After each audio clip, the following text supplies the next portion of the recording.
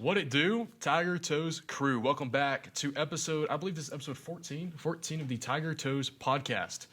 Today, we're here with Richie Wood, Coach Wood, Dr. Wood, Morning Wood. He's got a lot of wood.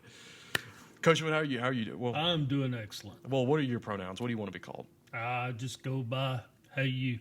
Hey you, all right. Hey you. All right, you. Are you doing okay today? I'm doing fantastic. Have you ever heard of the Tiger Toes podcast before? I have. I've actually seen a couple of your videos on YouTube. Yeah. So Coach Wood was my environmental class in junior year, and now he's my biology 2 teacher again this year. Right. So, am I a good student? Oh, you're a good student. I appreciate that. Leader of the class. I appreciate that. So I said that you taught environmental science, you teach biology. What else do you teach? Anatomy, physiology. Anatomy, physiology. Study of the human body. How does it work? We have learned that in your class. The different arteries, veins, capillaries. Oh my goodness, the list goes on. There was a list that we had to learn. And that's what a doctor has to know to treat you. Did they have to remember every one of those, or is it? A general practitioner has to know a lot. Let's take an orthopedic surgeon. They specifically have to know what they're operating on. Nerves, veins, arteries, muscles, tendons, ligaments. They have to know it. They have to identify it while in practice, move it around so they don't clip it, cut it, and damage you. There was a story that I heard where there's a lot of, being a doctor, if you mess up, that's kind of a big deal. You know? Very big deal. You said a story once that you knew somebody that had passed away. Yes, one of my basketball players. Yeah, that's so you have to be really careful with what you do. Right, repairing a hole in the player's heart, and the laser accidentally nicked the wall of the heart internally, and she bled to death on the table. The doctor did that by accident. Yeah. So you have to be really careful about that. Right. So, because I'm not gonna lie, I couldn't remember everything on that list. Like, I remember things on it. I couldn't tell you where, and I try to remember where the femur is and stuff like that. But they have to remember, even the little crevices, the notches where you tie tendons and ligaments into muscles. Man. How you hold the knee together, how you hold the elbow together, how you hold the shoulder together. So for doctors, there's doctors for everything. Yes. Out of all the categories on the human body, since there are different doctors, which one is the hardest, you think? Probably neurology. Anything dealing with the brain. It's a new field. Neuroscience is 50, 60 years old. Really? Yes, because we didn't have a way to look into your brain until you died. Now they can use MRIs and see how different parts of your brain react. I heard that if you have brain surgery, your brain doesn't feel any pain. It's your scalp and everything up here that feels it. So there's your brain, no sensory receptors in your brain, but in your skull, yes, you have pain receptors. So let's say that they were working on my brain. Right. I wouldn't feel anything. But I would feel what my scalp and all the nerves Except and stuff they would here. numb that. But I wouldn't feel, because I've heard that they do brain surgery on people sometimes while they're awake. All the time while they're awake, as far as I know. In that way, they could play a violin, do whatever they need to do, because they need to answer questions to the physician so that they don't nick a portion of your brain People are typically awake? Yes. Were they in brain surgery? Yeah, but they're strapped where they can't move. Sorry, that's... Yes. That's something. That's something. You've had a number of surgeries. Quite a few. How many surgeries? I was counting them last night walking through Memorial Hospital. 6 was number 7 on the way. Don't worry, I'm going to be like, y'all don't remember the $6 million man? I'm going to be completely rebuilt by June. Yeah. Before you know, 20 more years, you're going to be like, have replaced arms and... Yeah. You've had skin cancer. You've Skin had cancer. your ear. Yeah, it was in my ear, and so they cut that completely out. Pulled the back of my ear to the front of my ear. Ooh. It's not too bad. It stung and it bled for months. You said they froze it. They also freeze skin cancer, like right here on my arm. Yeah. They take liquid nitrogen, freeze it, and it kills it's called squamous cell carcinoma. Squamous cell carcinoma. Yes. Is that how you say it? And you also have melanoma, and you also have basal cell carcinoma. Basal is like the early beginning stages. I had the middle stage. If it goes to melanoma, that's what you super got to watch out for, because it can dive down, go into the bloodstream, lymphatic system, and go anywhere and cause you kidney cancer, liver cancer. What about the cancer that UV rays from the sun? This Right. is skin cancer. Right. If that goes any deeper, that can also lead to. Well, that's where you're going to get melanoma. Okay, and then that'll lead That's to. what's so dangerous. Yeah. Man. Yeah. Well, I'm glad. Are you doing better? Oh, I'm doing fantastic. Yeah. You go to the doctor every week? It seems like it's probably on average once a month. Really? I feel I have too many doctors. I have a lot of ologists. yeah. And your knees too. Right. And so cardiologists for the heart, and then orthopedic doctors for the knees, hip as well. And that was recent with your knee, right? Yes. Just moved wrong, probably tore the meniscus. And so whenever you said you will have knee surgery, right? Right. You said that it'll swell up. It'll The be knee. about 3 times its normal size after surgery. But they're going in there. They're going to shave part of the bone of the tibia and femur, and then they'll put metal pieces in there, and then put my leg back together. Last time I had staples on my left knee. They may glue it. They may staple it. I'm not sure. It's a new technique. It will be done with robots instead of the old-fashioned rip it open, Yeah. saw it with a DeWalt tool, or drill it with the DeWalt drill. Man. Well, you said well, you also told me the other day you have to sleep with your knee up at night. Right, to let it drain back to your heart, because if not, you got to elevate your swollen body parts Yeah. above your heart for it to drain better. And because of that, you think you'll sleep fine like that? Oh yeah, Yeah. And have you done that to the other knee? oh yes, So you've been through this before. yes, twice. Man. The first time on my left knee failed, so I had to have it done again. Again. Yeah, I think I went to softball a little too quick, Yeah. and I couldn't get. But I was 12 degrees from having it straight, and it just locked up and wouldn't work right. Well, I wish you well on your upcoming knee surgery. Thank you.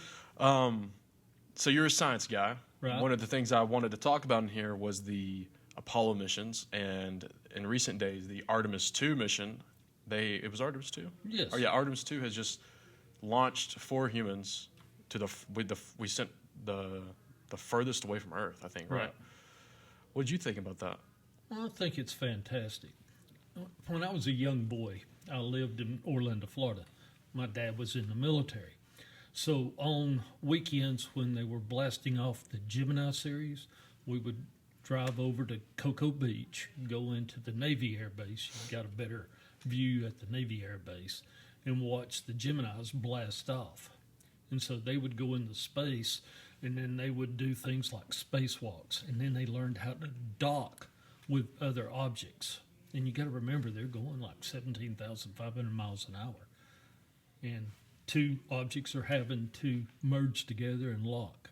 That fast? Yes. Oh man. And so that progressed into the Apollo program. And of course, in 1969, we went to the moon. And so what I wanted to ask you was, do you think the moon landing was real or fake? I do believe it was real. You think so? I do. A lot of people say it's Hollywood, and I've looked, especially now that Artemis 2 has just launched, I've really looked into that. Right. And you tell me, why do you think it's real? I guess growing up in the military, looking for the advantages our missile program into space, going down to Huntsville, going to Cape Canaveral, seeing all of what we have. We're capable of doing that. Really? And I mean, we know the shuttle flies out in space and it's in the top layer of Earth's atmosphere. We know that the space station floats above Earth's atmosphere. So why can't we go to the moon? Have you seen that before? The International Space Station in real life? Yes, at nighttime. Yes, that's one of the coolest things. Have y'all ever seen it before? You've seen it like with your real eye? That's cool. Yeah. Like you could see it with, you don't need a telescope or anything. No. And so we was outside and we was just watching the night sky. And if you live away from a city, you're more likely to see satellites.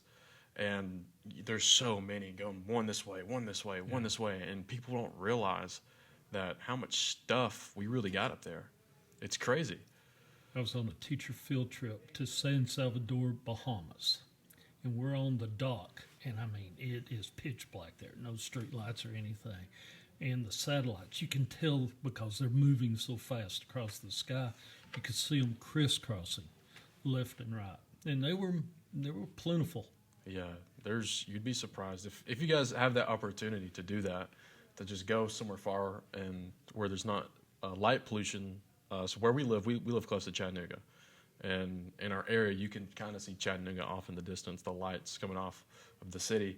But if you go far enough away from that, you can really see a lot of the stars in the sky and the satellites, and it's pretty cool.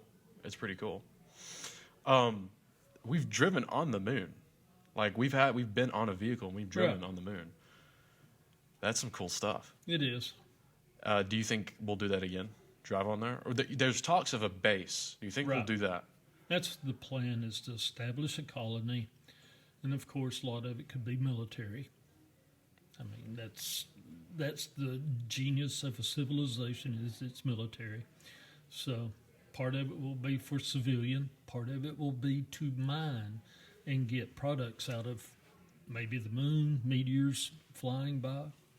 What do you think about Mars? Do you think Mars will be? We're constantly working on that. Do you remember me talking in biology too about we learned that you've got to do continual exercise while in space so you can put calcium into your bones? Yeah. So we learned that if you don't do that, you would pretty much turn out, not able to move once you got back to Earth. Yeah, so I saw that with Artemis 2 is they have the little pull, or they have to keep every day. They have to work on that. Resistance training, or else your muscles just don't do what they're supposed to. They can't bear the weight anymore. So if we were to send humans to the moon and start a colony there, we'd have to constantly work on that, like work out. But the moon has gravity. It just has like 1/3. So you want to go on a diet, go to the moon. Yeah. You would lose 2/3 of your weight. But that's the moon, though. What about in between the moon and the Earth? Well, there's no gravity there. So that's or it's different. microgravity. Yeah. So you have to do the resistance training, because you can't pick up a weight. You can pick up 3,000 pounds, and because you see astronauts moving objects in space with their hands, Yeah. and they're heavy objects, but there's no weight. Have you seen that pool they got? I think it's at NASA, I'm pretty sure, where it's an underground pool. And that's how they've trained astronauts to work on that stuff. Yes. I haven't seen it in person. I didn't. When I went to NASA, I did not see it in person, though. But I know what you're talking about. But you've seen, like, launches before in real life? That's cool. Many. That's cool. Even Challenger space, not Challenger, but the space shuttle program. What was it that happened? Was one of the Challengers that had exploded? Yes. It was a cold morning back in the 80s. And it took off, and when the rings in the cylinder for gas leaked, and when they went for full throttle, it blew up. Was you watching that whenever Yes. that happened? What did you think? It was sad. That was one of our biggest losses from Apollo 1 we had as Americans. How old were you at that time? 25 or 6. Wow. Yeah, I'm an old guy. Yeah. Sorry, I didn't mean that. I was just like, wow. That's all right. And I asked Mr. Derryberry this. I believe he said he was 3 when 9/11 happened. I was a little older than that. Yeah. How was that for you? It was terrifying for me because I'm sitting in class. My next door teaching partner comes in and goes, turn on your television. They just hit the Empire State Building. Well, I flipped it on, and about 20 seconds later, plane number 2 hits the second building. And you was on the TV when the second I was plane. watching television then. Wow. And so then from that day on, did they close school that day? No. They kept classes in As far as I session? remember, everybody was scared to death. They shut down all air flights, grounded every plane in America. And you want to talk about environmental. Yeah. All cities cooled down 2 to 3 degrees while no planes were flying. I have heard about that. Yes. I've heard about that. That's pretty cool. That's because of the airplanes whenever they release. The contrails. Yes, and that's what we see in the sky. Now, that's Right. not cloud seeding, is it? No. Because That's just I see it gases. online. A lot of people think, oh, there's the jets flying around. That's cloud seeding. They're planting clouds. The weather's fake. But some of it is cloud seeding. There is such a thing. But that's not like passenger. Not that I know of. Yeah. That's Not, just exhaust up in that cold air. yeah. I mean, it's negative degrees up there, like negative 40 degrees, as high as they fly. But the cloud seeding, that's done on purpose. Yeah, it started actually from a hurricane out in the Atlantic Ocean, and they threw dry ice in it, which is carbon dioxide, frozen carbon dioxide. And it actually turned the hurricane back into the United States and hit Augusta, Georgia, that area, Savannah.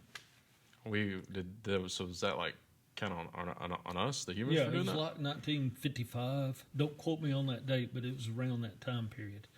Then in Vietnam, we had Operation Popeye, where we did see clouds with silver iodine, and its job was to make the monsoon season last longer, to wash out the Ho Chi Minh Trail, which the Vietnamese and the Viet Cong used to get supplies in to fight. Man, we got some cool technology. Oh, we do. Here recently, this could have been around, but I know we've used it a few times in the Trump administration, is the sonic weapons Right. that was used in Venezuela. Right. What do you think about that? What is that? What is a sonic, it was a noise, right? Right. How do you think that works? It's where you really don't hear it, but it like microwaves boil water to make your food hot. So that disrupts your nervous system, makes you bleed out of the ears, from what I understand. You can bleed out of the nose, disrupts your chemical, or not chemical as much as your electrical signals in your brain.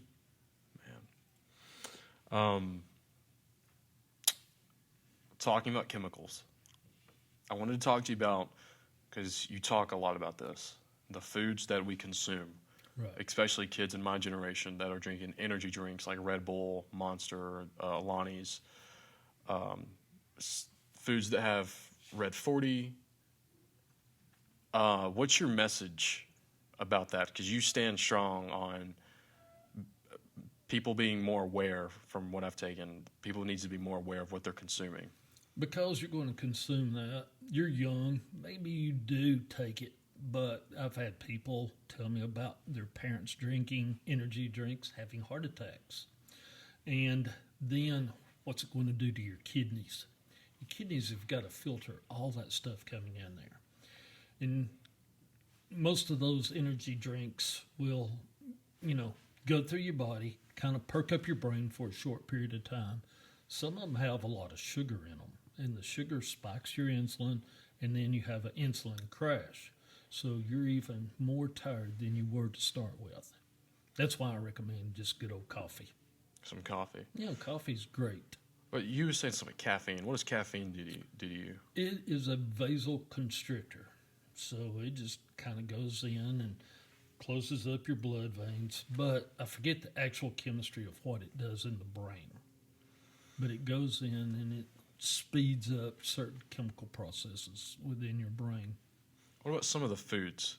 What are some bad foods that you see a lot of people eat that's like... Anything processed.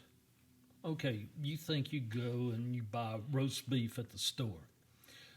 if you cook roast beef at home in a cooker and then make a sandwich out of it, it's better than the sliced deli meat. It's processed, more nitrates in it, from what I've understood. Second thing is we put so much additives and preservatives in, like bacon is supposed to be terrible for you. Yes, it tastes awesome, but the nitrates in it, it's supposed to be one of the most cancer-causing products we package. Bacon? Bacon. Really? Yes. Bag popcorn's terrible. Microwave? Yeah. If you do it the old-fashioned way, get like an aluminum pot, pour peanut oil in there, pop your kernels that way, much better. Why is the bag popcorn that you put in the microwave? Something about the lining, and it might go to the microplastics that we're ingesting a lot of, and so the lining of the bags will flake off into your food. What is up with that, microplastics? Well, we've been using plastics for years, and actually, my brother-in-law used to design coffee bags for like McDonald's, and you see those silver bags come out, and they're a type of film. Mm-hmm. Well, that keeps the coffee fresh. It measures it to a good dosage where it's been flavor tested for the most flavor. And so we use plastics, and of course, you know, out in the Pacific Ocean is an island of plastics that you could probably actually walk on, and it's a humongous island. There's an island in the Pacific with plastic? And it's nothing but plastics because of the flow of the Pacific Ocean. Gyra is how you say it. You go out there, and it's blown off of different continents into the ocean and just circles there, and it's huge. It needs to be like cleaned up and processed. I didn't even know about that. Mm-hmm. Where do we put our plastic? Well, supposedly we put them in landfills, but you see people throw bottles out, and they wash to rivers, and then they wash to bigger rivers, and then they go to the Gulf of Mexico or to the ocean. You brought up rivers. I unfortunately found out some disturbing news you told me about a month ago about what goes in our river, the Tennessee River. No, you talking about the Moxon Bend sewer treatment plant? Yes. Okay. For the most part, all that's clean, except the water from urination has to go back into the river. But they clean it, and they throw it up in the air and reoxygenate it. They take the solids, and after they're accumulated and lime's thrown on it, farmers take that, put it on their fields. Farmers take human feces. Uh-huh. The farmers take human feces, Yeah. and we use it And in the you fields. reprocess it. I mean, you can take chicken manure. Right below my house are 22,000 chickens, and they eat and poop. So what do you do with all the poop? You grow tomatoes with it. And these farmers are growing, 500,000 tomato plants. And we're eating that. Yes. Wow.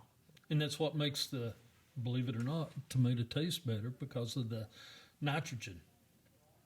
Wow. Yeah. So, but the river's not all dirty. What's it called? The sewage plants. Moxon Bend sewer treatment The plant. sewer treatment plants that release the waste, our waste, into. It's mainly water waste. Okay. So, Unless the plant breaks down, it can release manure into the Tennessee River. And how far is that? How is it just Chattanooga, or is it everywhere? You get it from Dayton, Tennessee. You get it from Knoxville, Tennessee. Right below UT football stadium is Knoxville's sewer treatment plant. And so right below the football stadium, they throw the waste of Knoxville into the Tennessee River. Well, it flows down through here. And every little municipality along the way throws in its waste. But it's filtered. The solids are filtered out. It's just the liquids that are in there frequently. Yeah. Another topic I want to talk to you about, because you also talk a lot about this, is vaping. Right. Vaping, marijuana, Right. and possibly alcohol and other terrible things like that. We were talking about how that substance is very addictive. How does that happen? How does that become addictive? Why do you want it so much after that? Okay. Up in your brain, you have neurons. Now, I'm going to represent a neuron with my hand. Dendrites, cell body, axon, axon terminal. And the way your brain learns is it has to receive neurotransmitters. So every time you take a drug, does it slow it down or does it speed it up? So you have exciting drugs or you have inhibitory drugs. So if you drink alcohol, it grabs this thing called GABA, which is a neurotransmitter. And then after a few alcoholic beverages, you're like, hold my beer, what's this? Yeah. Why? Because you do not receive the messages. You can't catch the neurotransmitters to tell you that would not be a wise idea. You smoke marijuana, it is known to coat the dendrites, the receptors, and the THC will not let messages flow through. Everybody goes, it's natural. It is natural, but it has grown with such potency today that it really can mess with you. And anytime you have a thought, it starts making a pathway in your brain. Okay, if you're taking THC, you disrupt that pathway.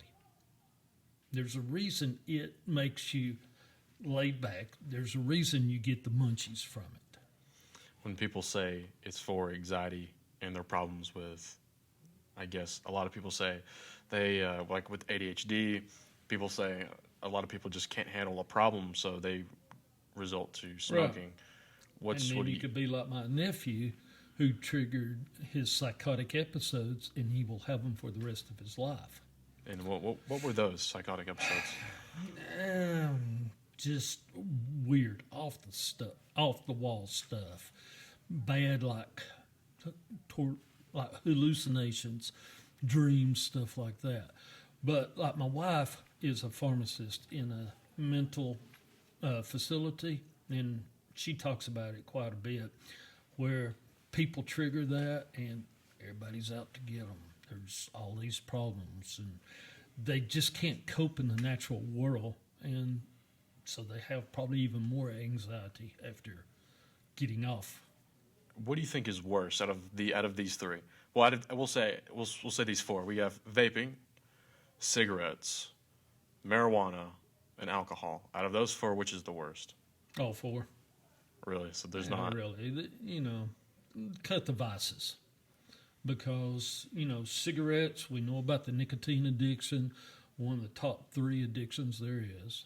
Vaping, depends on what you're putting in your vape, but it's supposed to be terrible for your lungs and causing popcorn lungs, which means your alveoli cannot bring in the oxygen you need. And more studies will have to be done about that. I mean, remember, during World War II, soldiers were given cigarettes, and 9 out of 10 doctors recommended because they had a filter. Cigarettes are bad. They throw tar and nicotine into you left and right, plus other smokes and chemicals they will not tell you about. Did they know that at the time? Like No. in World War II, they didn't know that. No. That was Tobacco had always been part of the United States econ. I mean, you read in history books where we grew tobacco, we grew cotton. That's what we grew. I mean, that's what we sold. Do you think that there are things in today's world that we're going to look back on in the future and like, oh man, that was bad. Why were we doing that? Yes, there's always that. And you've got, like, go to Colorado, and they've got these stores to sell marijuana. And those stores have elevated THCs in their plant. It's farmed to be more toxic. And it's not toxic, it's just to get you a bigger buzz. But that bigger buzz messes with your dendritic pathways in your brain. And that grows more attachment Yes, and more need. And then after a while, you look for a way to get a better high. And so that's why marijuana is often called a gateway drug. Because after that, it'll lead to something else. And then from down that way, it's pretty much just who over knows then. what you get into. Yeah. And I know fentanyl's Yes. that's a bad one. Yes. Yeah. Well, we are unfortunately running out of time here. But we covered some very interesting topics. Yes. We have. And this was fun. I enjoyed it. This was fun. Thank you so much for being on. This is the best part of learning, if you really think about it. Talking stuff out and learning. Yeah, and that's why you're one of my favorite teachers, because you've talked about things that I don't hear other teachers talking about. And that's why I'm glad we covered some of the topics that we did here today. Well, I appreciate the invite. Well, thank you so much for being on here. Okay. This was Tiger Toes Podcast, episode 14. I could be wrong. It's around there. Thank you guys for watching the episode here with Richie Wood. You have a great day, Coach Wood. You too. We'll see you guys in the next episode, the next and final last episode of the Tiger Toes Podcast. Farewell.